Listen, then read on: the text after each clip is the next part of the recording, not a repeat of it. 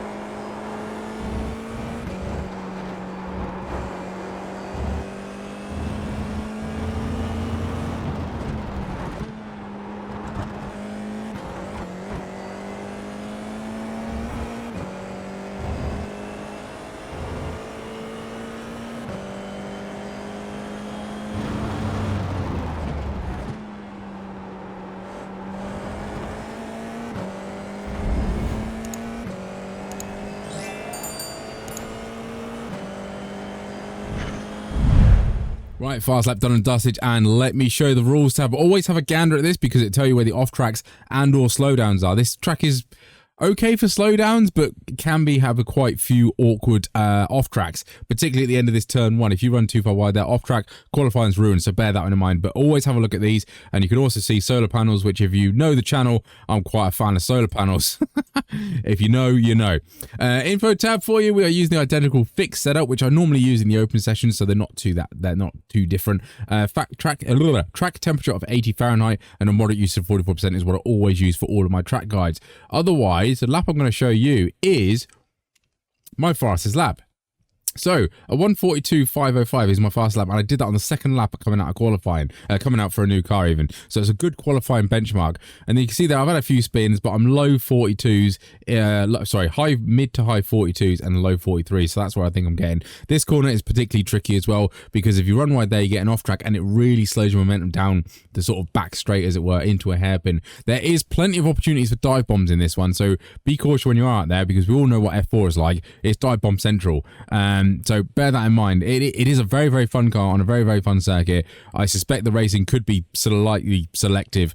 So fingers crossed you have some good race on there. Otherwise, down in my Discord, where OLAP, BLAP, Generation, and Replay file will all be in there for you. Link will be downstairs in the description.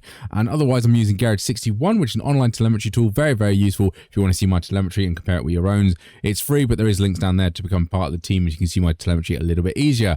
Otherwise, I think that's not me waffling. Let's crack on with the guide. Right then, Jerez, very, very nice circuit this, and not bad in this car, although the rear tyres do seem a little bit slippery on the fixed setup, so bear that in mind.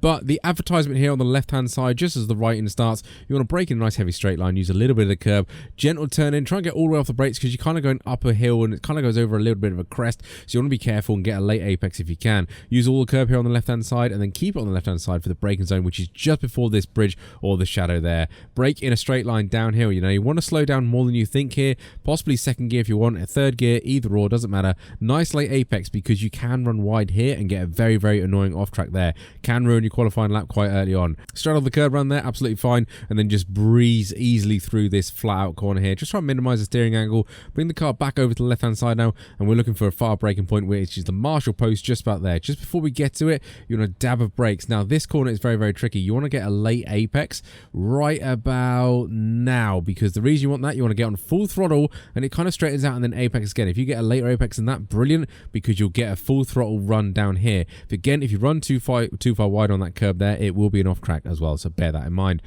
Best dive bomb opportunity on the lap round here. So we're looking at the 100-meter board or the white line that just meets us at the curb. Brake in a straight line. Dive bombs will be a thing here, so be cautious. Turn it in nice and easy. Do not touch that green sausage curb. It'll unsettle the car and possibly bottom it out as well, so be cautious. And be careful about getting on throttle too early, because if you go too far wide here, you'll get another lovely off track. This left-hand kink is a kink, so just take it absolutely flat. You'll be fine. Going too wide through there will happen, so bear that in mind as well. Straddle the curb again, and then just at the end of the barrier there on the left-hand side, we want to turn in, brake ever so gently, probably down a cog, and hug this curb as much you can until the inside curb sort of finishes, that blue curb. Then get on full throttle. If you get on full throttle too early, you rule one wide here, and guess what's out there? Yep, another off track. Bring the car over to the left-hand side, and we're using that flag thing over there, the painted tarmac or whatever. Brake nice and easy. Be careful of the rear tires at this point. They are screaming. Again, be careful of the green sausage curb there.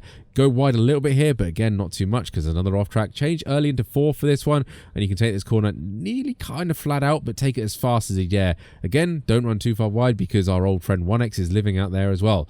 Now, this little post here is our braking zone for the very awkward chicane. Again, people will dive bomb into this because they think they're excellent, but you can take loads of curb into this one. Take loads of curb on that one. Probably a little bit less on this one, because you want to start feeding power in to get a good acceleration into the last corner, but get full throttle as soon as you can. This double right-hander here is absolutely flat out. Just be cautious if you're going too wide, because it is a little bit slippery there, particularly on the harder acceleration in third gear. Coming to the last corner now. Again, dive bomb central, but get to the right hand side, and we're using this little painted tarmac over there as our braking marker. So just as you see it, brake in a straight line again. Probably second gear for this one. If you want to go down to first, you might hit the rev limiter too much, so be cautious. Nice late apex, because it's lean on to start, finish straight. And again, be careful about not running too far wide, because there is a 1X out there. Flat out to the line now. The line is a very, very far away, so bear that in mind if you are on the last lap and you do a dive bomb. The line is about here.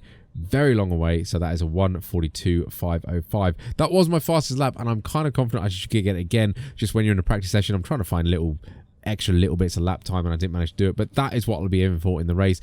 Thoroughly enjoyed this circuit. It is a little bit slippery, but hey ho, that seems to be the F4 at the moment.